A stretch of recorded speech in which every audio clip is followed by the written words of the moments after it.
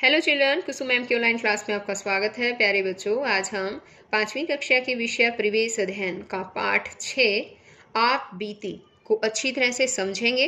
और इसी चैप्टर पर मेरी ये सेकंड वीडियो है बच्चों। इससे पहले भी मैंने एक वीडियो और बनाई है जिसमें आधा लेसन कवर किया है, और अगर आपने अभी तक वो नहीं देखा है, उसमें आए हुए क्वेश्चन आंसर्स नहीं समझे हैं, तो मेरे चैनल ऑनलाइन स्टडी हब की प्लेलिस्ट में जाकर आप वो आसानी से देख सकते हैं और पढ़ सकते हैं। तो बच्चों, वीडियो शुरू करने से पहले एक और बात, अगर आपको मेरी वीडियो अच्छी लगे, आपके लिए मेरी वीडियो हेल्पफुल हो, तो इसे लाइक भी जरूर करें और अपने दोस्तों के साथ शेयर भी करें। और अगर आप अभी तक मेरे चैनल का हिस्सा नहीं बने हैं तो चैनल को सब्सक्राइब भी कर लें और साथ में दिए बेल आइकन को जरूर प्रेस कर लें। तो देखिए, आज हम शुरुआत करते हैं यहाँ पेज 41 से, पेज नंबर 41 से। पता करो और लिखो। इससे पहले बच्चों हमने सीखा था कि खरीफ की फसल और रबी की फसल के बारे में, ठीक है। तो अब मुझे बताओ कि खरीफ की फसल क्या होती है। कई बार ये क्वेश्चन जो है वो एग्जाम में भी पूछ लिया जाता है और बड़ी बड़ी क्लासेस में भी ये क्वेश्चन पूछ लिया जाता है कि खरीफ की फसल कौन सी होती है, रबी की फसल कौन सी होती है। तो इसके लिए हम क्या करेंगे पता है, हम याद रखेंगे कि वो फसलें जो वर्षा ऋतु में उगाई जाती हैं वो खरीफ की फसलें होती हैं, जैसे कि ज्वार बाजरा।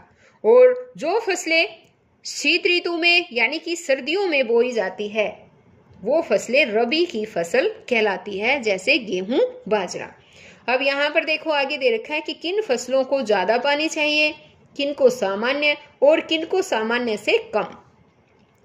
तो कोई भी फसल ऐसी नहीं होती कि सभी फसलें बच्चों, यानी कि सभी फसलें ऐसी नहीं होती कि एक ही तरह का पानी उनको चाहिए। कुछ फसलें होती है जिन्हें ज्यादा पानी की जरूरत होती है, कुछ सामान्य पानी की, और कुछ को सामान्य से भी कम पानी चाहिए होता है। तो अब हमें यहाँ पर जो ये तालिका दे रखी है उसमें लिखना है कि ज्यादा पानी की आवश्यकता वाली फसलें जैसे कि धान, सामान्य पानी की आवश्यकता वाली फसलें जैसे गेहूं, और सामान्य से भी कम पानी की आवश्यकता वाली फसलें जैसे बाजरा। तो और भी दूसरी जो फसलें हैं वो हमें यहाँ पर लिखनी है। तो पहले हम लिखते हैं ज्यादा पानी की आवश्यकता वाली फसलें कौन कौन सी है, जैसे कि है गन्ना, ठीक है।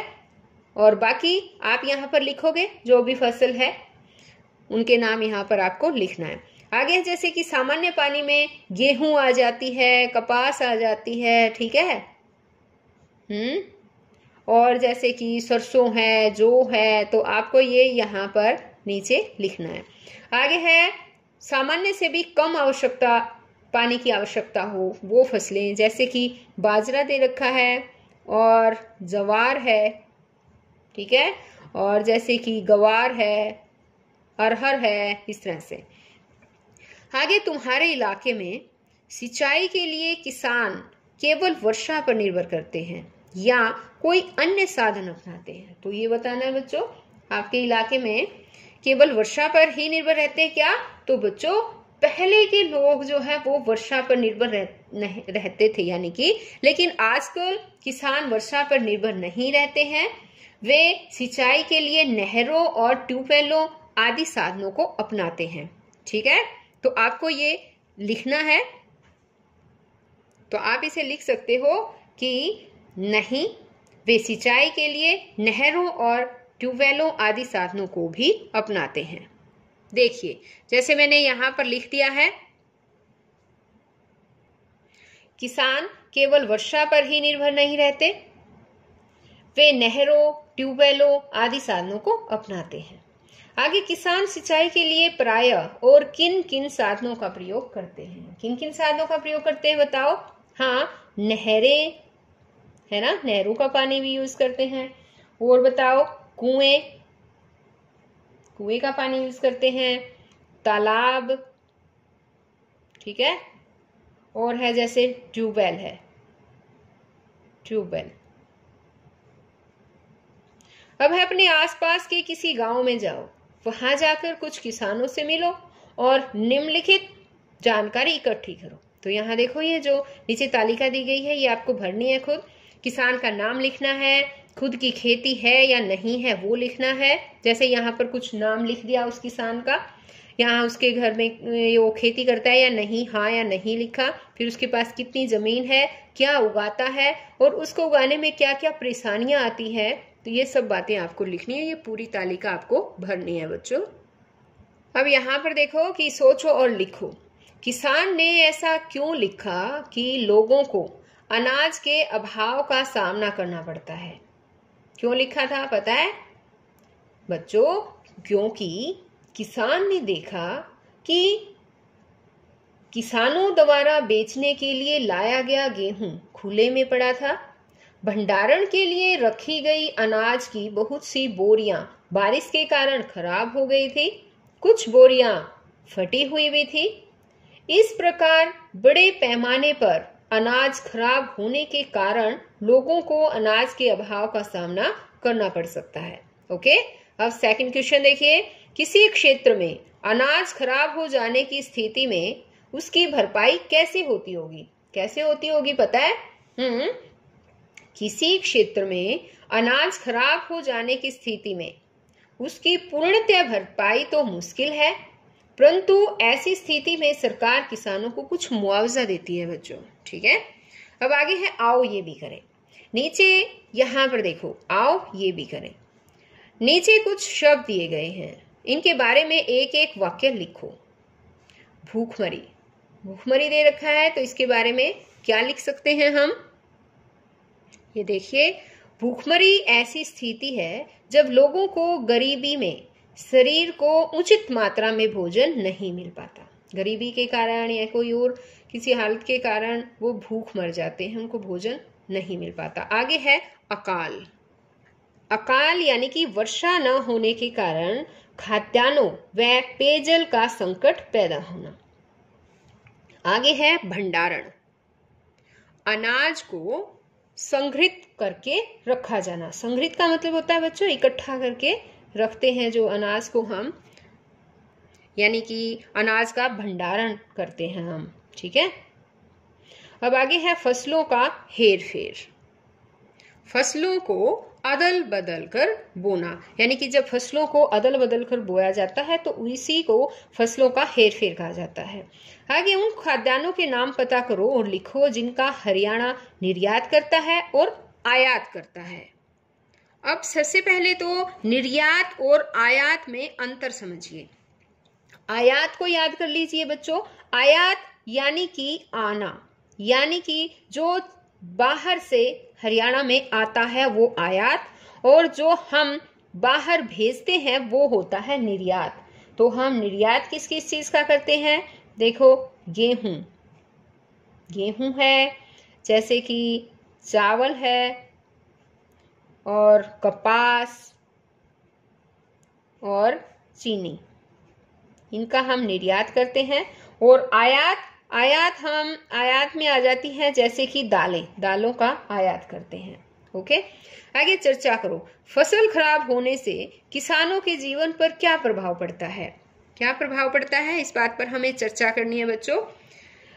ये क्वेश्चन केवल समझने के क्वेश्चन होते हैं, आपको इनको लिखने की कोई वैसे आवश्यकता नहीं है। और वैसे आप अगर लिखना चाहो तो मैं एक बार समझा देती हूँ, आप अपनी कॉपी में लिख भी सकते हैं कि फसलें खराब होने से किसानों के जीवन पर क्या प्रभाव पड़ता है।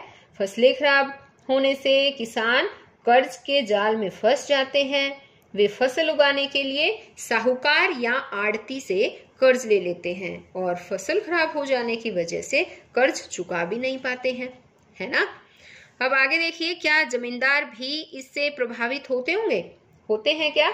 इस समस्या से जमींदार प्रभावित नहीं होते बच्चों, क्योंकि वे अपने जमीन को ठेके पर देकर रखते हैं और किसान से वो नकद राशि ले लेते हैं। तो इससे जो है वो जमींदार प्रभावित नहीं होते। आगे है, किसान का अनपढ़ होना भी कठिनाइयां पैदा करता है। कैसे? तो ये बात तो बिल्कुल सही है बच्चों कि अनपढ़ होने की वजह से किसान सरकार की सारी योजनाओं का लाभ नहीं उठा पाता है। उसको जो जितनी भी सरकार ने योजनाएं बना रखी है उनका ज्ञान नहीं हो पाता है अनपढ़ होने के कारण, और वह साहूकारों के कर्ज के जाल में फंसता चला जाता है और उसकी सारी जिंदगी ऐसे ही निकल जाती है। अब आगे है, क्या मुआवजे के पैसों से किसान के नुकसान की भरपाई हो जाती होगी? नहीं, मुआवजों के जो पैसे मिलते हैं उससे किसान के पूरे नुकसान की भरपाई नहीं हो पाती, लेकिन थोड़ा बहुत उसको जो है राहत जरूर मिल जाती है। अब आगे देखिए, आगे क्वेश्चन दे रखा है कि चित्रों को देखो और लिखो कि आवश्यकता से अधिक वर्षा और वर्षा की कमी का लोगों के जीवन और फसलों पर क्या प्रभाव पड़ता है। तो यहाँ पर देखो बच्चों, दो पिक्चर्स दे रखी है ना।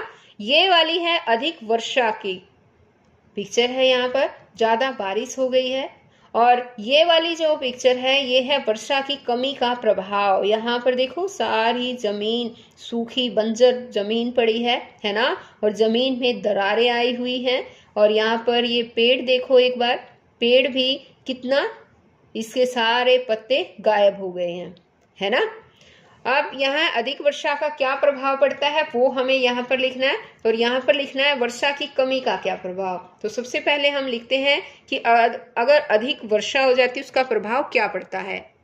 ये देखिए, बाढ़ें आ जाती है, यानी कि बाढ़ आ जाती है, मकान गिर जाते हैं, फसलें तबाह हो जाती है, और भूस्खलन हो जाता है। भूस्खलन का मतलब होता है भूमि का खिसकना, यानी कि भूमि में जो है खिसक जाती है। इसी तरह से अब आता है कि वर्षा की कमी का प्रभाव। तो देखिए हम लिखते हैं, अकाल पड़ जाता है, खाद्यान्नों का संकट पैदा हो जाता है, फसलें तबाह हो जाती है, लोगों का स्वास्थ्य बिगड़ जाता है, पेयजल का गंभीर संकट पैदा हो जाता है, यानी कि पीने का पानी जो है वो अच्छी तरह से मिल नहीं पाता है।